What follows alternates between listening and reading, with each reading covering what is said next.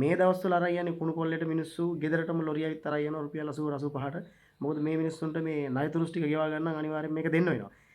අපි දැන් මේ වීඩියෝ එකේ කතා කරන්න යන දේ කතා කරන්න ඉස්සෙල්ලා මම පොඩි වීඩියෝ එකක් දාන්නම් ඒක චුට්ටක් බලලා ඉමුකෝ. නාල් ඇමතියාගේ මොකද බක් කියන එක. ඒක මේ පොර සල්ලි නෑ අපට. පොර දෙනවා කියලා දුන්නා. මේ පේනවද මේ අපේ කුඹුරු වල හැටි මේ රජය කරන දේවල් අපිට.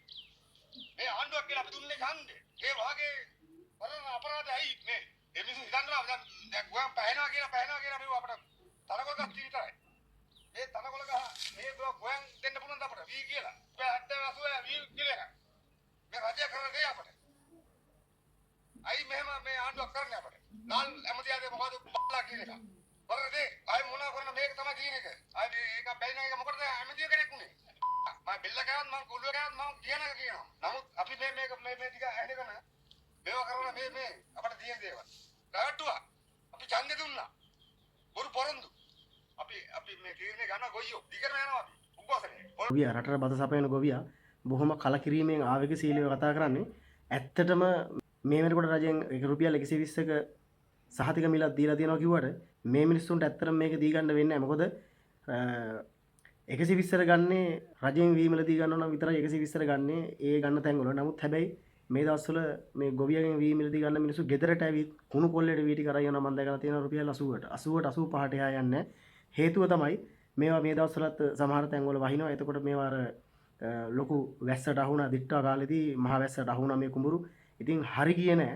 ඇත්තටම බලනකොට මේ ගොවි මහත්තුරු හාලා පෝරු ගාලා ඒ සල්ලි ටික දීලා තෙල් පෝර ගහලා කුඹුරේ මේ විදිහට හැදුනට පස්සේ මොනවද කොහොමද මේ තෙල් කුලි ට්‍රැක්ටර් වලිවත් අන්තිම මේ මිනිස්සු ගෙවන්නේ? ඒ වගේ ප්‍රශ්න තියෙනවා. මම ගමේ මිනිහෙක් ඉඳන් මේ ප්‍රශ්නේ දන්නවා. මේ මිනිස්සු ආවගෙන් කතා කරන්නේ ඒකයි.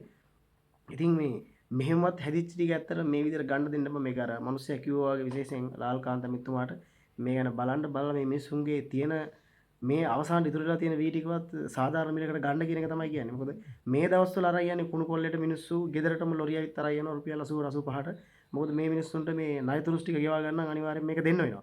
ඒකයි මේ මිනිස්සු මේ විදිහට ආවගෙන් කතා කරන්නේ. මේක ඇවිල්ලා සාමාන්‍ය දැන් මේ කැපිති කොල්ලෑව පදවිය ඊට පස්සේ පොළොන්නරුව ඉන්න ඒරිය ඔය අනුරාධපුර ඒරියා එකේ මේ විදිහටම තමයි ඔය වී ටික අර යන්නේ ගෙවල් වලට රුපියල් 80ට 85ට රජයෙන් සහතික මිලක් තියනවා කිව්වට 120ක එහෙම ගන්නේ නැහැ කවුරුත්.